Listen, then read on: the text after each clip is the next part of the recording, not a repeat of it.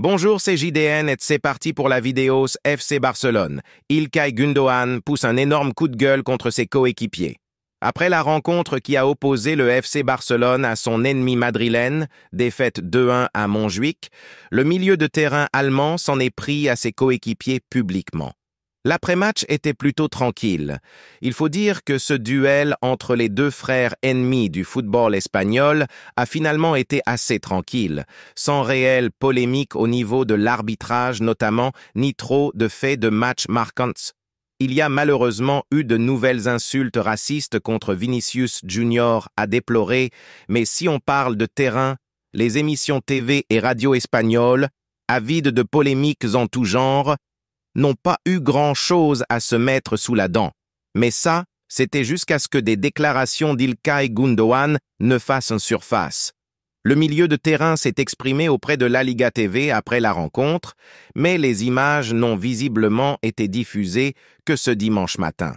Et elles ont rapidement été mises en une de tous les sites d'actualité en Espagne, tant elles sont considérées fortes. Je veux être honnête mais sans en faire trop. Je ne veux pas dire quelque chose que je ne devrais pas dire, a ainsi commencé l'ancien de Manchester City qui n'y va pas de main morte et fustige l'attitude de ses partenaires. Un recadrage en règle. Je reviens du vestiaire et forcément les gens sont déçus. Mais après un match si important et un résultat négatif, j'aimerais voir plus de colère et de déception. Cela fait partie du problème. Il doit y avoir plus d'émotion quand tu perds et que tu sais que tu peux mieux jouer et faire les choses mieux dans certaines situations, mais tu ne réagis pas. Et ça se voit sur le terrain. On doit progresser énormément de ce côté, parce que sinon, le Real Madrid et même Girona vont s'échapper, a ainsi pesté l'Allemand, mécontent de l'attitude de ses partenaires. Je ne suis pas venu ici pour perdre ce type de match comme ça ou pour permettre que des lacunes comme ça soient visibles. Moi aussi, j'ai ma responsabilité, en tant que joueur vétéran, pour éviter que l'équipe agisse comme ça. On a besoin de résistance, a conclu le joueur de 33 ans après son premier classico officiel. Une sortie médiatique remarquée qui va faire parler en Espagne ces prochains jours. La presse européenne cartonne la Ligue 1 et Marseille après les incidents d'OM Hall. Un événement tragique pour la Ligue 1. L'actu n'est pas très joyeuse ce matin puisque les incidents survenus hier soir à Marseille font les gros titres partout. Ce dimanche soir, l'OM devait recevoir l'OL pour le compte de la 10e journée de Ligue 1. Mais avant le match, le bus lyonnais a été caillassé et Fabio Grosso a été sérieusement touché. Plus tard, les bus de supporters lyonnais ont aussi été visés. Le match a été annulé. Quelle honte! Titre le journal rhodanien. Le Progrès ce matin. Les mots honte et dégoût sont souvent utilisés par les quotidiens français, comme par exemple sur la une de la Provence et de l'Équipe. D'ailleurs, les deux médias diffusent le visage ensanglanté du coach lyonnais. L'éditorialiste de la Provence qualifie les investigateurs de ce terrible événement comme « la gangrène du football ». Il compare surtout les belles images que l'on avait en tribune lors de la réception de l'AEK Athènes et le caillassage. Et dans l'Équipe, c'est Vincent Duluc qui prend la parole en traitant les responsables d'abrutis. Le Parisien de son côté titre que c'est « un soir de cauchemar pour le foot français ». Les personnes politiques ont rapidement pris la parole, comme le rappelle Le Figaro. Le maire de Marseille juge inacceptable l'attaque contre le but lyonnais. Jean-Michel Aulas a bien évidemment tweeté à ce sujet et a apporté son soutien total à Grosso et ses joueurs et souhaite maintenant des sanctions exemplaires. Pablo Longoria est entré dans une colère noire et a pris la parole pour dénoncer un acte inadmissible. La grosse décision du FC Barcelone après le Classico perdu. Le FC Barcelone a pris une grosse décision après avoir chuté contre l'ennemi, juré samedi après-midi, 2-1. Week-end difficile pour le FC Barcelone.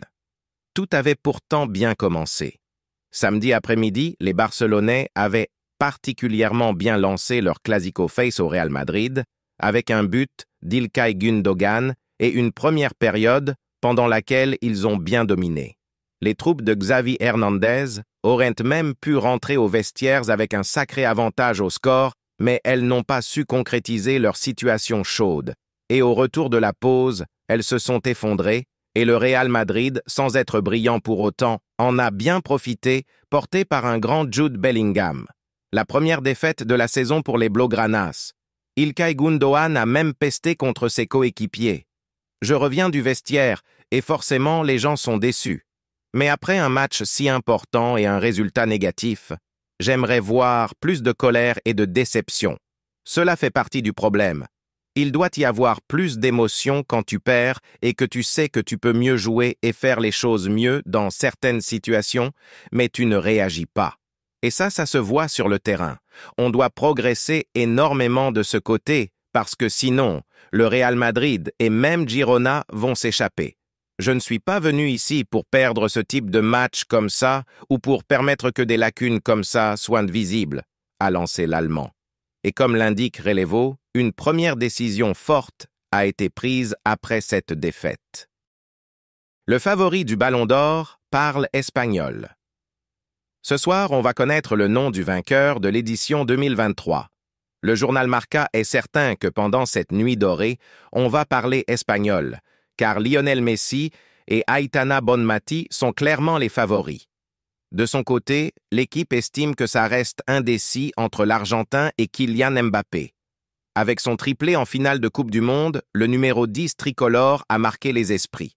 Mais attention au cyborg norvégien Erling Haaland, qui a brisé de nombreux records la saison dernière avec Manchester City, et surtout, il a soulevé la coupe aux grandes oreilles. La presse norvégienne est divisée à son sujet. Par exemple, le Dagbladet est très critique à son sujet, mais pas pour ses performances, mais son argent. Un professeur d'économie critique l'investissement de la star des Sky Blues au Luxembourg.